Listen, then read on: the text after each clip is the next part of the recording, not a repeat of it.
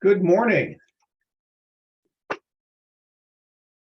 We are really excited to be here today with another PIM SmartCafe.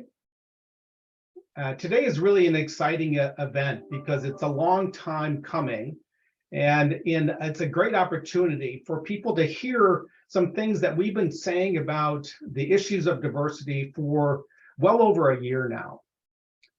And I'm Steve Bonoff, President of Printing Industry Midwest, and I want to welcome everyone on this latest edition of the Smart Cafe.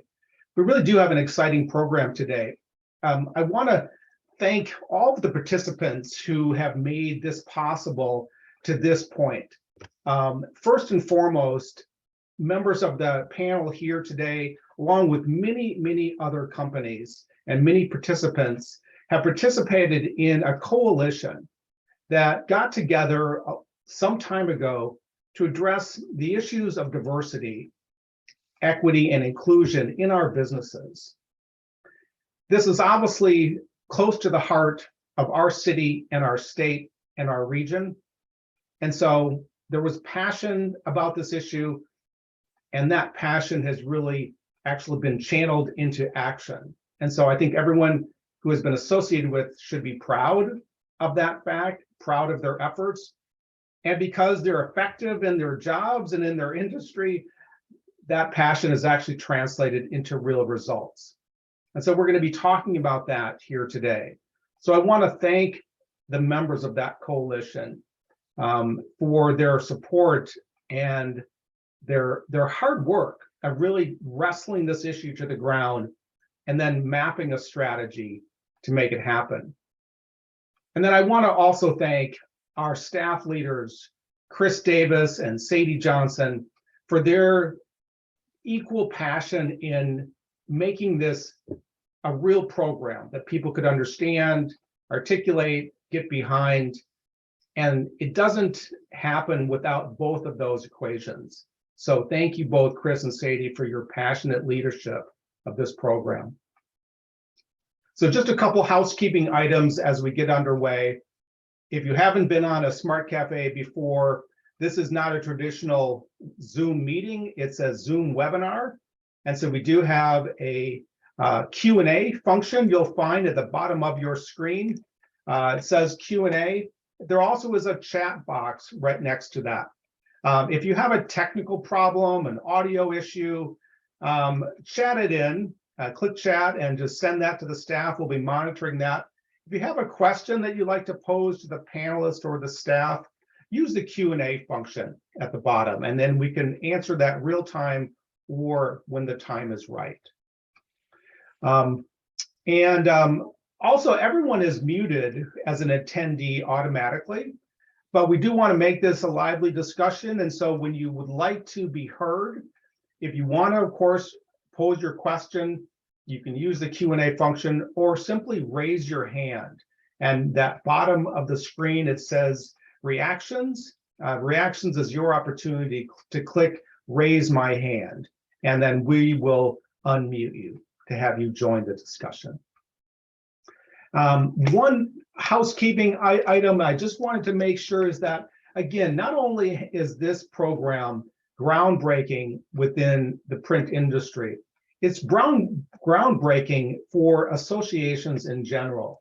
And we were just written up in a publication called Focus North, which is a leadership of associations, because we have associations too. And that was the cover story of this month's issue of Focus North. So not only in the print industry are we making a difference, but we're making a difference around our region. And then they'll be talking about here of how we're making this program available nationally as well. So there's a groundswell for the work that you've all done, and I'm looking forward to hearing the work that has been created and the difference that we're already causing. So Chris, I'm going to turn it over to you as our moderator, I believe. And also with Sadie, and so we'll let you guys take it away, and look forward to seeing you again at the end. Greetings, everyone. Yes, my name is Kristin Pilling-Davis, and I am the Education Director at Printing Industry Midwest. I've been here for 15 years. I'll let Sadie introduce herself. I'm Sadie Johnson, and I've been here for about, sorry. We're sharing an office. Anyways, I've been here for about 4 or 5 years. I'm the marketing specialist here, and looking forward to talking more about this program with you guys. Okay, so Steve has mentioned a few things about the PIM Diversity, Equity, and Inclusion DE&I accreditation program. We are super excited that this has been in existence for about a year now. We had a pilot group of members go through the program, and we felt it was so successful that we're able to roll this program out to all of our members starting in November. And we're glad that you're here today to learn more about the program. First off and foremost, it was designed to create foundational changes in recruiting, hiring, and training practices for the industry. We know this industry needs more people, first off, and we also need to open doors to people that are underrepresented, and we feel this program is just that. It was created, like Steve said, by the PIM Diversity Coalition. I can't say enough about this group of people. They helped us really design a program that we feel is the first in the nation. We haven't seen anything like it, and if it's around, someone can show us, but we think that this program is really going to make a difference for our industry. It has metrics and a process for accreditation. And the goal of this program is to not write your DE&I program for you, but it's helping you to lay out the foundation for yourself. And we're going to have 3 companies tell you today exactly how they've done it. And it hasn't been easy. I and Sadie have focused with these companies that this is a marathon, not a sprint. You really do have to put in the work, and these companies have done it. We don't want to go without not noticing the pilot group members. So for our first year, we had Anchor Paper Company, Bulger Vision Beyond Print, CARDSource, Daily Printing, Ideal Printers, the John Roberts Company, Myers Printing, Nahan Printing, NCCO, Studio on Fire, and Wright Printing participate. And we have 3 of those pilot member companies today, and they are going to let you know how they are doing and what it has done for their company. And so I'm excited to hear what they have to say, because it really is a program that you can look at your peers and see how they're doing and really want to do it yourself. So that's basically how I look at it. So we are going to ask you right now the first question, and this is how you can interact with us, is does your company currently have a diversity or DE&I program in place? We'll see if we get a few people to answer. And I don't know if these are pilot people that are answering this question, but it looks like currently, half and half, 50-50. And so we're assuming that the people that are joining the Smart Cafe today, that you're here for a reason. And so maybe you are doing some DE&I practices or trying to stick your toes in the water. We're hoping that what we show you today will really put you into that next step of wanting to make change. And so at this point, we'll stop sharing the poll, and we are going to get ready to meet our panel. I am going to turn over our presentation to Sadie Johnson, and we'll move on.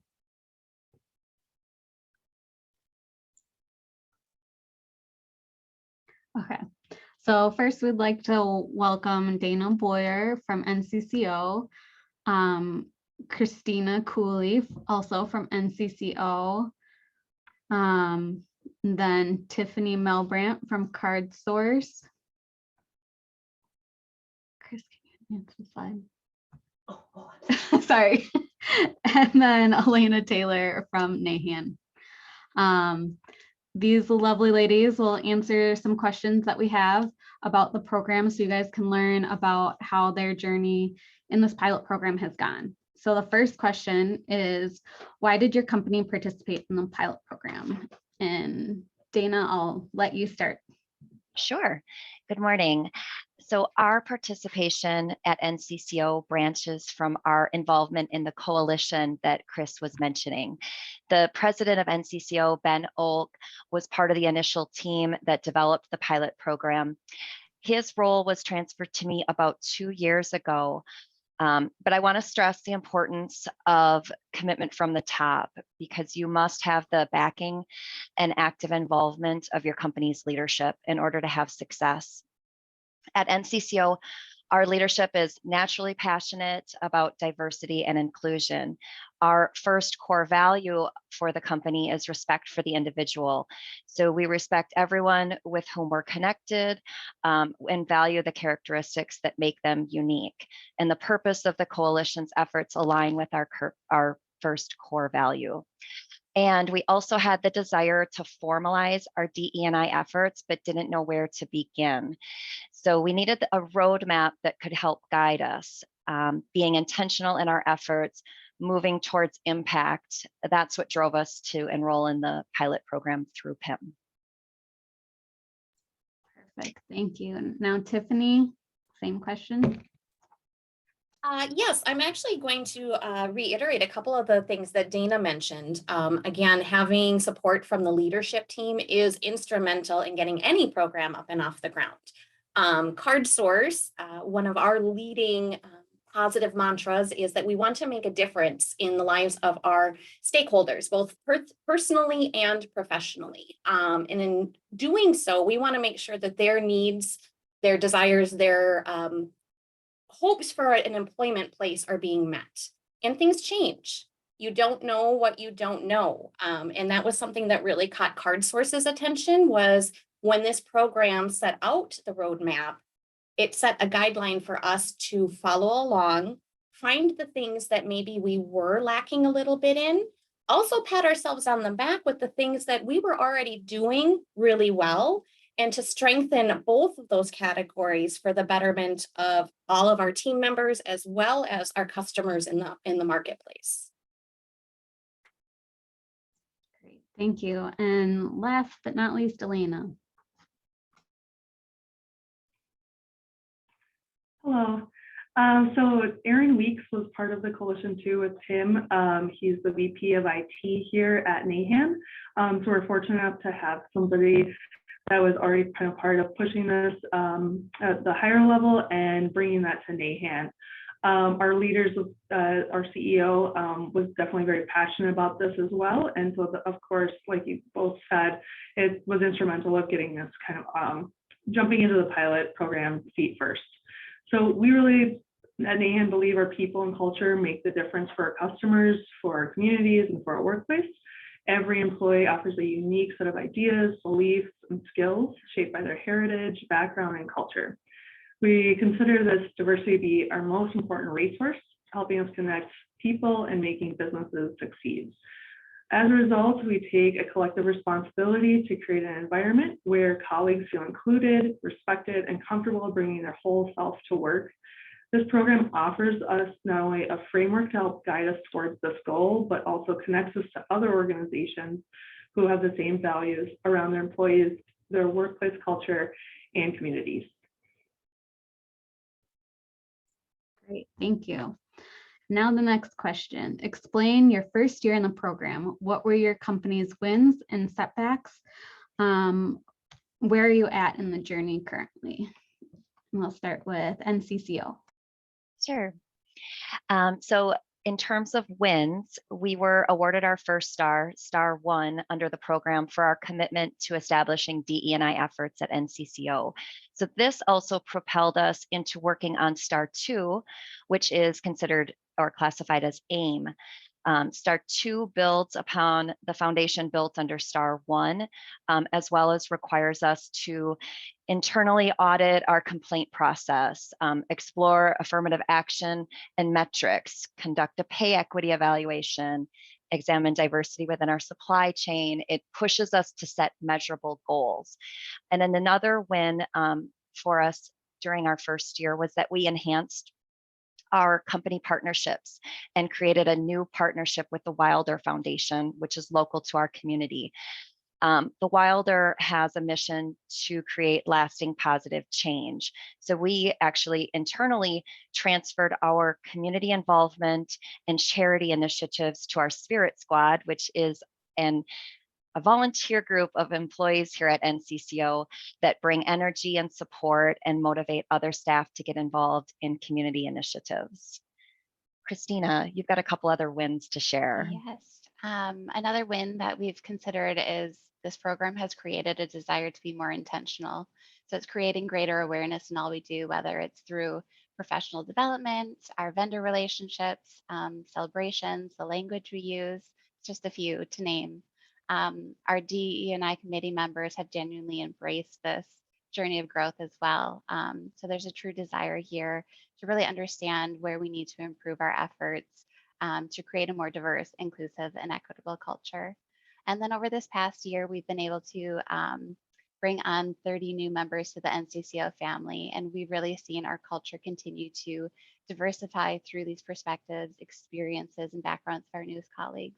In our 30-day and 90-day check-ins, we've received feedback that our newest teammates feel welcomed and respected for the unique perspectives that they're bringing to our teams and to the company.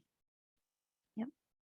And then in terms of setbacks that we've experienced this first year, supplier diversity, that's what we're running into roadblocks with, because it's supplier diversity. In order to obtain it, it's at this time, obviously, we're no different than other companies where there's limitations due to closing businesses, consolidation, supply chain shortages, raw material allocations, all the other topics that our operations and procurement teams run into, especially in the marketplace and industry where we're working on paper allocations and cardboard and label adhesives. So then we tried to approach it from a different vantage point and look at, can we hire local minority owned or women owned companies that can assist us with facility improvements or services that they provide us. So we're exploring ways to establish partnerships with those local vendors and service providers, since the other areas are limiting to us because of the lack of suppliers in the market. And then another setback that we're considering is related to the DE&I survey data. So initially, when we received the feedback, we were excited by the responses, but after digging deeper into it, spending time processing and discussing the data, we began to really question the validity and reliability of it, with the understanding that employees sometimes have a skeptical view of employee engagement surveys, so they may be reluctant to share their honest thoughts. So we've started to question, is the feedback that we have truly representative of how our colleagues feel about our DE&I efforts? Or did they select some of those ratings based on how they thought they should answer the questions? So we're exploring the idea that maybe more open-ended questions could provide better insight and lead to more honest discussions. And then as far as where we are in our journey, related to recruitment, we truly believe that our culture is enhanced by every new hire. So we've developed recruitment best practices with the intention of establishing fair access to our employment opportunities here at NCCO. We really want our workforce to be an accurate reflection of the demographics of the qualified available workforce in our market. Our best practices outline ways that we would like to attract diverse candidate pool, the importance of evaluating our job descriptions, the language that we're using, offering our applicants the option to self-identify to capture outreach data, and to help us increase our outreach efforts. And then from a training perspective, our NCCO executive leadership and our DE&I committee have participated in various conversations and trainings to push us forward. And we're exploring in-person opportunities for training, beginning first with our executive and manager level employees, and then expanding out to the rest of our staff. And then another area that we're at and working on right now is professional development. So in the last year, we formalized and published, which was important to communicate, our professional development program. So we're tracking participation and demographics with the goal to encourage our colleagues to feel supported in expanding their skill set and their careers, and ensure that opportunities are accessible to all here at NCCO. And then another area that I touched on earlier is our community involvement. So we're aligning our company with organizations that are aligned with supporting diverse populations. We also offer paid volunteer hours. So we're doing that promotion right now of reminding employees, you do have volunteer hours every year. We also, as a company, we raise funds for United Way. We fulfill wish lists for children in need during the winter season. We assist with resume building under our partnership with the Cristo Rey Jesuit High School. In this past fall, we partnered with the Wilder Foundation for the Back to School Drive. So those are just a couple areas of where we are right now. How about you, Tiffany, with CARDSource? Yeah, you guys have had a lot going on over there. Congratulations on all of the wins. It's been fun having these catch-up meetings and to get ideas for CARDSource as well. So CARDSource is about to finish up star 1 in our journey. And one of the setbacks that we did encounter is the amount of time and dedication that it does require to get your plan in place, start moving things, taking those first steps, getting things documented, pulling the team together, setting where is your current state and where do you want the future state to be, so that you know what areas you need to improve upon. So in hindsight, CARDSource probably took a little bit more time really digging into what we wanted this outline to do for us before taking action. But I think it behooved us in the long run, because our entire management team and executive leadership team has successfully completed all of the DE&I training, which we are really proud of, and have seen a significant difference in the communication language used and just the approach around the shop, which is wonderful to see and to continue to grow on. Another win that we had was in employee feedback. I know, Christina, you had mentioned your survey results were maybe being questioned. We did encounter that with our very first survey as well.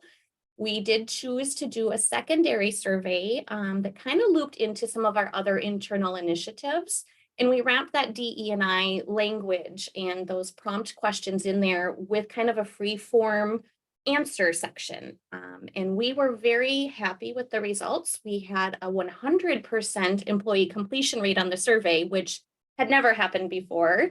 And we felt like we got some really genuine and open feedback where we got some pats on the back for leadership, setting the tone and doing things that our employees were happy seeing. And we got some suggestions on ways that certain sectors of our team could be included more, or maybe relied upon to influence some of those things more. So it's been a wonderful learning experience so far, and we're looking forward to starting star 2. That's great. Thank you. Elena? We are also this year have been on our journey for the first phase for the first star in our accreditation. So we started small. We updated our handbook. We included a DE&I policy. We translated a handful of safety SOPs and other Nahan policy documents into Spanish and Somali, which were our 2 biggest languages besides English that are spoke at Nahan. We also made structural changes at our building. So we have 2 gender neutral bathrooms now. We have foot washing tubs, and we have a handicapped accessible entryway. Nahan also was able to participate in its first St. Cloud City Pride event. We had a booth with a fun game and a ton of fun swag. Nahan employees were able to run it, and just was a great event showing our support and involvement in the community. We also formed a Nahan, the DE&I committee.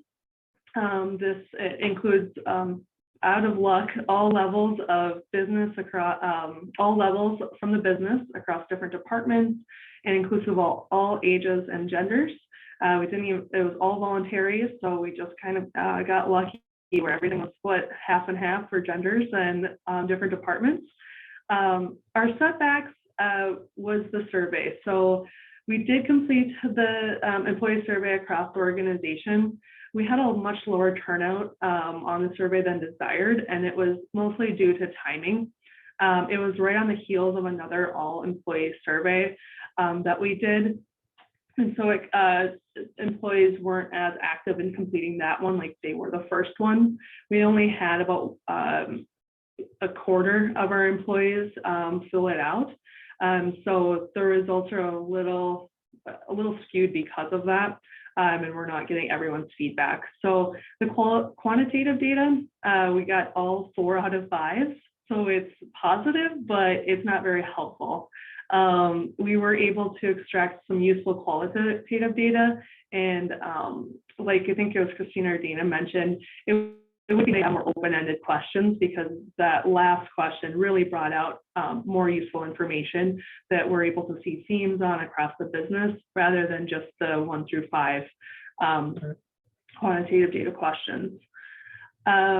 We are still working on our final step for phase 1 for where we are now. We're implementing the training for our managers and staff. It's our last step for the end of the year. We are looking at training videos that are available and can be assigned through our LMS. We use that already for safety videos, so it'll be a good tool that most everybody has to use anyways. And our committee members are actually helping with this process. They're reviewing and selecting the ones we will use. And our committee has also really started gaining momentum. We've had about 4 meetings now, and we're starting discussions on our short-term, mid-term, and long-term goals, initiatives, and events. Wonderful. Thank you all. And we're all really excited about all the process everyone's making, and hearing all your wins and even the setbacks is a great way to learn and grow. So we'll move on to the next question. How has this program been embraced by your customers? Have you told them? What are your future plans? Sure, I can start. So a few years ago at NCCO, we started receiving surveys from our customers related to DE&I, and they would inquire whether we have formal plans to address DE&I, whether we're minority owned or women owned. So as part of the DE&I program, we now have constructive plans and initiatives that we can share with our customers on those surveys. Examples such as our DE&I policy, affirmative action policy, metrics we're tracking related to demographics and recruitment, along with sharing our accreditation with Star 1. And what we've realized is that, of course, our customers want to see themselves represented in our workforce.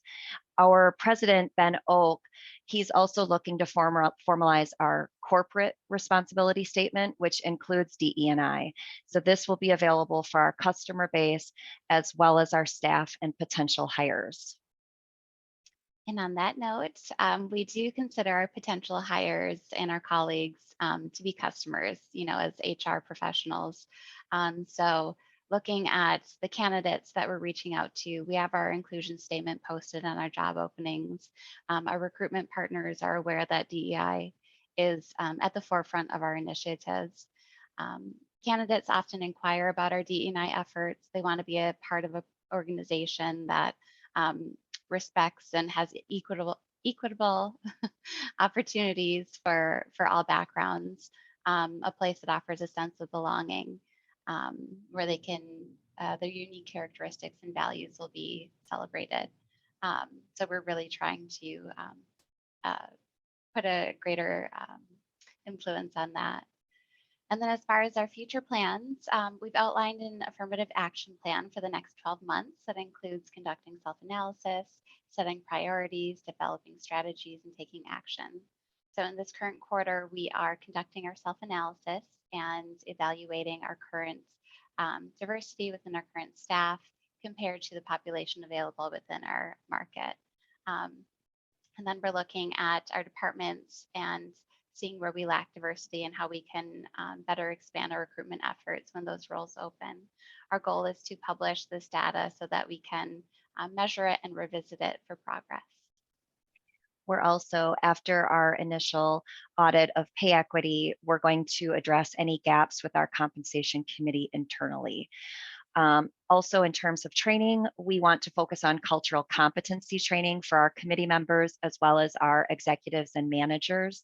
So this is a requirement under STAR 3, classified as momentum, but it really aligns with the next step in our training goals. And we're currently exploring facilitators for that training.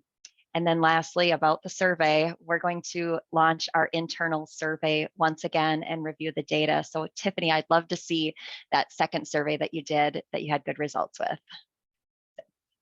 I'd be happy to share. So from CARDSource's perspective, we haven't really publicly announced to any of our clientele that we haven't, made a statement or a news release or anything along those lines. Several of our customers in our annual reviews or contract renewals do have items related to recruiting efforts and DE&I initiatives. So obviously we are sharing our status and our involvement in this program with those at that time. Our goal or our plan is once we officially have our Star 1 awarded, we would be doing public announcements on our social channels, etc. And I think, Dana, I want to repeat this because you made an excellent point, is our team members internally want to be represented in our customers, and our customers externally want to be represented with the messages our companies are putting out as a whole.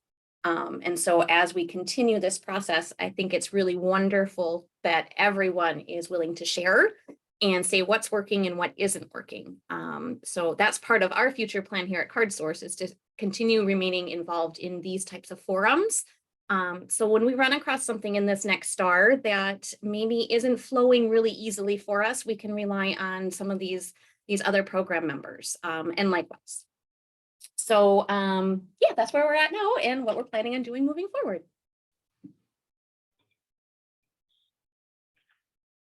At Nahan, we regularly share our DE&I efforts on social media and in our customer e-newsletter. We've included a page on our website that customers can access to understand our DE&I policies.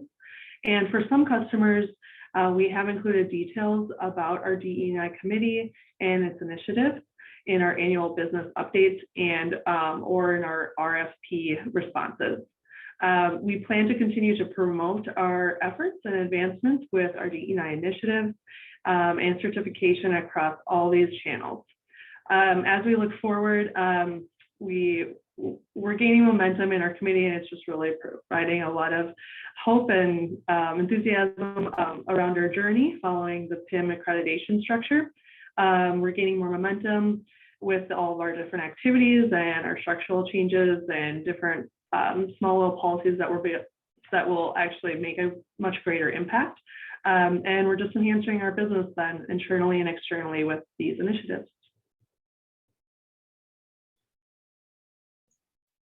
Wonderful. Thank you all for all your input and information. Now we'll open it up to if anybody has any questions. Again, like Steve said, you can raise your hand and we can unmute you, or just type it in the Q&A box and we can open it up.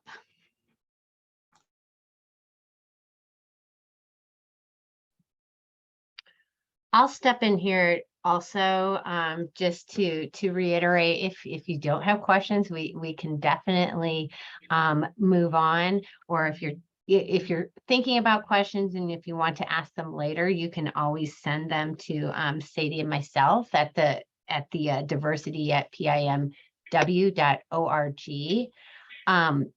I will let you know that I really appreciate the three companies that shared their stories today. I want to reiterate that these are different size companies. I know that smaller companies are afraid that this is something that they can't do. But if you notice the representation of the companies that presented today, they're all different sizes, from small, medium to large. And I've said from the beginning that this is a marathon, not a sprint. PIM is here to help you in your journey. We are here every step of the way, but I will tell you that the companies that participated in the pilot have been very open to sharing with each other, which has really been great about this program. And we've set up a listserv where they could throw out questions to each other.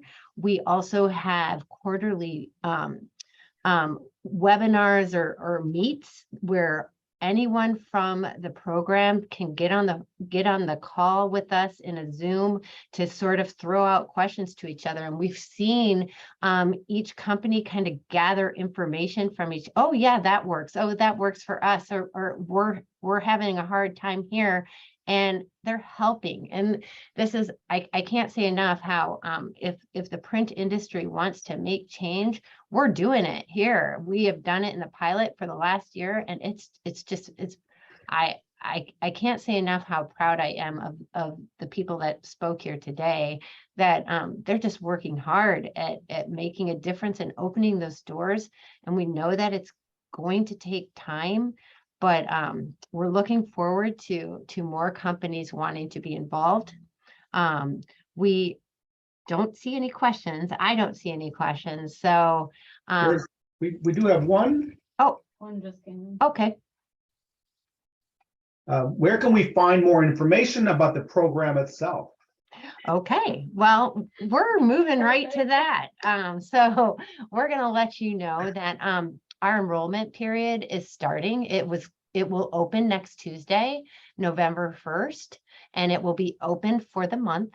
If you go to our website and you choose www.pimw.org/diversity, it will take you to our webpage that talks about the diversity program. There you can fill out the official enrollment form, and that is all you need to do for now. If you fill out the form and you get scared and decide you don't want to do it, we are not going to hold you to it, but we really want you to want to. And this year, there will be a program fee. That program fee will be $200. It will be annual. This is just to kind of help us keep the momentum and keep this program moving along. It does cost money to make sure this program stays in place. And we just would love to have you participate. If you have questions after this, we will make this Zoom available to everyone so you can relook at it, share it with the other stakeholders at your company that weren't able to participate today. So you'll have access to this Zoom Smart Cafe as a recording. Like I said, the webpage has a lot of information on it. Sometimes it could be a little bit overwhelming, but what will happen is once you officially enroll, we will be reaching out to you to set up an onboarding meeting. All of our pilot members here today went through that onboarding meeting, and I will say from that onboard meeting to now, it's been a huge change as to how we do things and how the companies do things. But just like I heard information about the surveys today, and I will be going to each of these companies and we'll be talking about the survey and how to change it up and do some new things. So anyway, I had one question, I guess, if I can.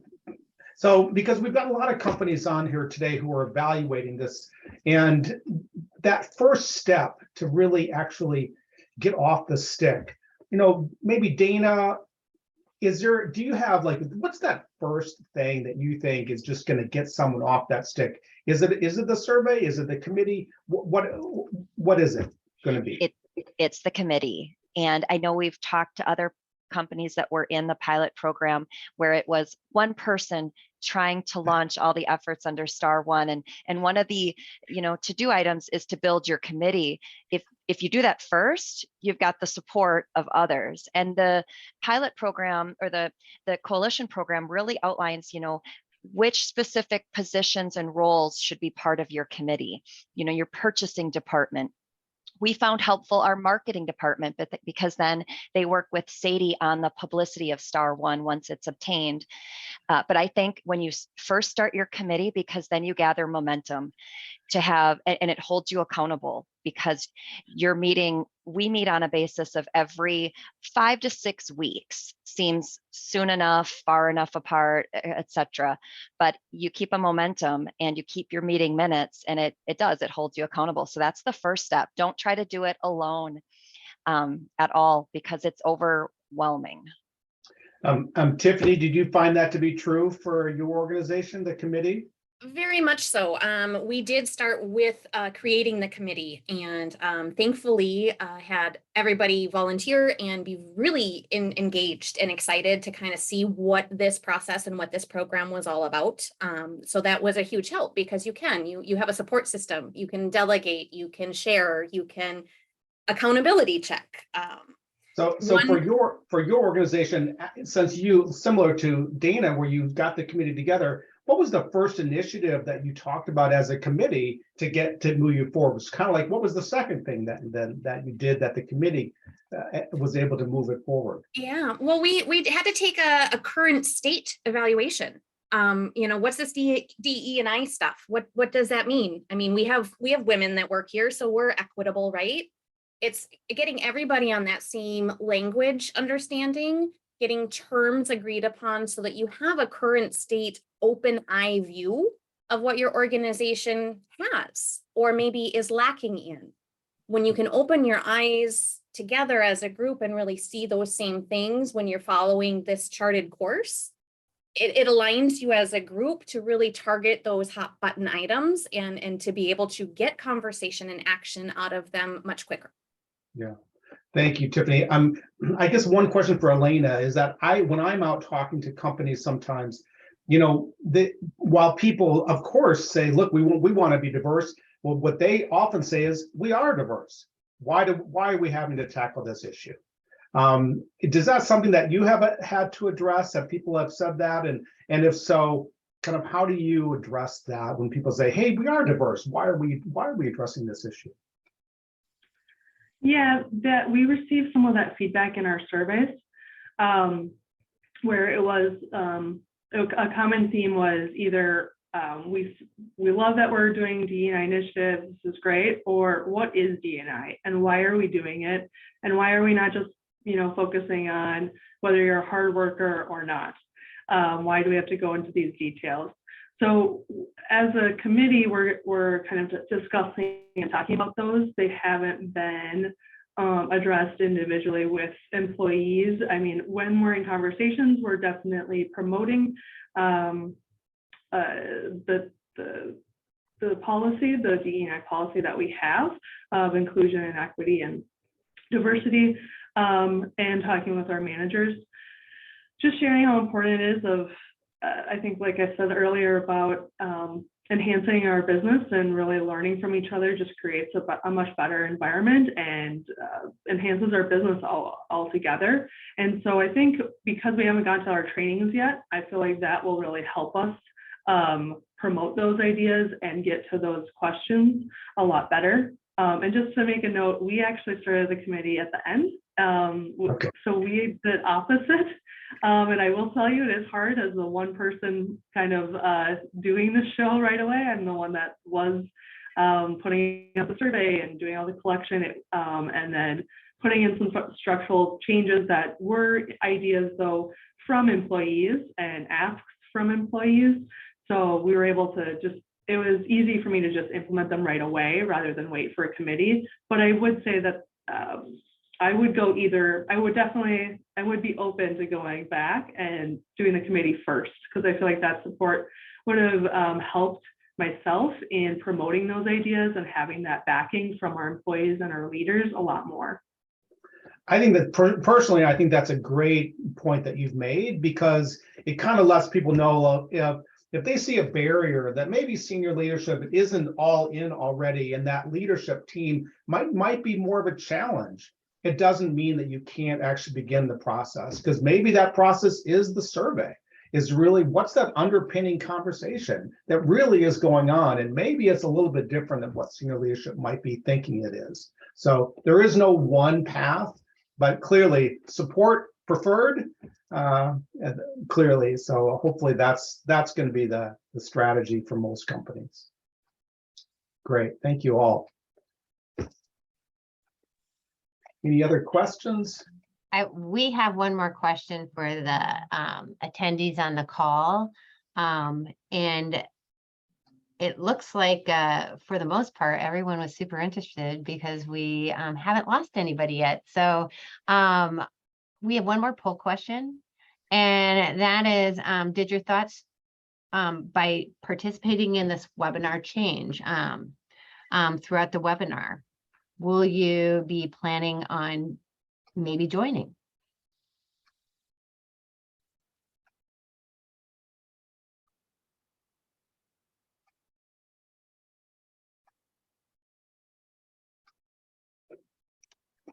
Okay, well, it looks like for now that we at least have 2-3 additional companies that are thinking about joining. So that is a terrific news for us.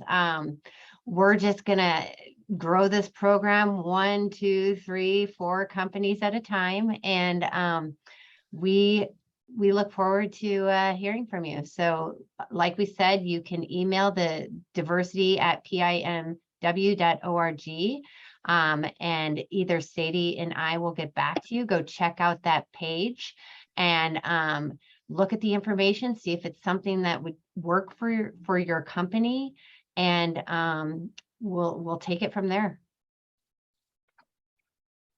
Thank you to Dana, Tiffany, Christina, and Elena for sharing your time and providing us such great information.